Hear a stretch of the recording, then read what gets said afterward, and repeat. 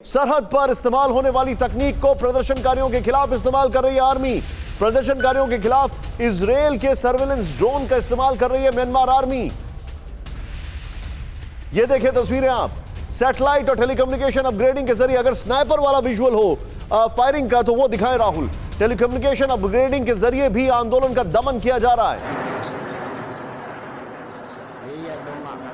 ये ड्रोन्स की तस्वीरें आप देखें, किस तरीके से आसमान में ड्रोन्स उड़ रहे हैं और नीचे। मैं चाहूंगा राहुल एक बार जरा ये दोनों तस्वीरें दिखाएं, एक तरफ आसमान में ड्रोन और नीचे जो हमले किए जा रहे हैं।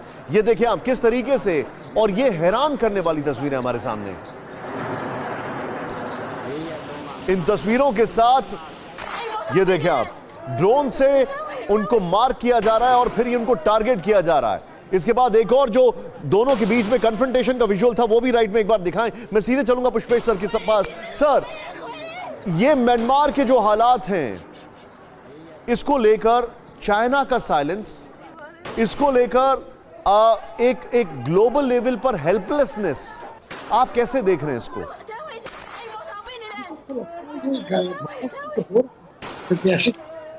जब ऑंग सान सू की को पुनः बंद किया गया तो मुझे लगता है कि पूरे अंतर्राष्ट्रीय समुदाय का चुप रहना भारत समेत समझ में आता है कि हर राष्ट्र अपने राष्ट्र हित को जिस तरह से परिभाषित करता है उसको सर्वोपरि समझता है, खासकर सामरिक हितों को। तो वो किसी ऐसी सरकार की आलोचना करने से बचता है जो उन रिश्तों की नजाकत को खत्म कर सकता हो। बर्मा के साथ ये व्यवस्था भारत की आज से नहीं, सन 62 से रही है, जब गुटनिरपेक्ष आंदोलन में नेहरू के साथी उन्हों को वहां से बाहर निकाला गया, देश निकाला, उन्होंने भारत में शरण ली और तब से अब तक अनवरत पर्दे के पीछे से या बिल्कुल प्रकटतः वहां की सेना ही काम करती रही है। जहां तक चीन के बारे में आपने प्रश्न उठाया, उसका एक बड़ा पक्ष स्पष्ट है। चीन किसी भी हालत में अपने सामरिक भू राजनीतिक महत्व को घटने नहीं दे सकता। जो चीन की भ्रष्टाचारी सेनाओं को प्रोत्साहित करने की नीति है, उसमें जो म्यांमार के सेना अध्यक्ष वगैरह हैं, उन सबके व्यक्तिगत कुर्बावर से जुड़े हुए हैं।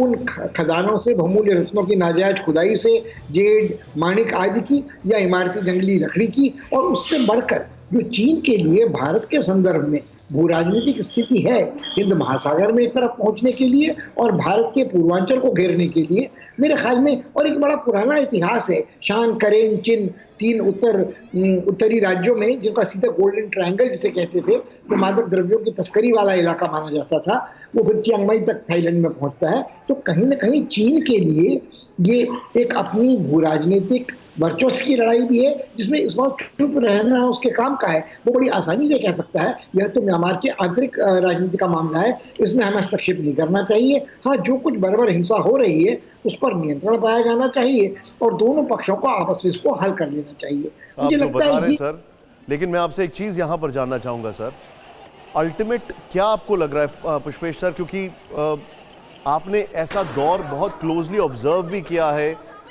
कई सालों तक आप इन सब चीज़ों को देख चुके हैं, क्योंकि हमारी मेमोरी तो इतनी ज़्यादा फ्रेश है अभी कई सारी चीज़ों को लेकर। आपका एक्सपीरियंस के लिहाज से ये आपको कहाँ तक एक्सटेंड होता हुआ दिखाई दे रहा है? क्योंकि मुझे लगता है कि इस बार जो थोड़ी फर्क है कि म्यांमार की नौजवान पीढ़ी मरने मारने पर आमादा है। वो पुलिस और सेना के साथ संघर्ष भी कर रही है और अब तक जो जाने गई हैं वो 60 के आसपास गई हैं, शायद इससे कहीं ज़्यादा गई हो। जो लोग घायल हुए हैं वो भी दम तोड़ सकते हैं। मगर मुझे लगता है कि ये इस बार ये लड़ाई निर्णायक है। देखना ये होगा कि सेनाध्यक्ष और जनरल जो हैं, जिनके बारे में भ्रष्टाचार के आरोप एकाधिक बार सामने आ चुके हैं, कुंडा परस्ती के, व्यापार के, तस्करी आदि के, वो कब तक ये भरोसा रख सकते हैं कि सेना में बगावत नहीं होगी, पुलिस में बगावत नहीं होगी, कि जो सिपाही होते हैं उनके जो घर परिवार होते हैं वो गांव देहात के भी होते हैं, और वो जिस परिवेश माहौल से आते हैं वो कब तक इस तरह की निर्ममता में। बात की, ग्रेट एनालिसिस पुष्पेश सर।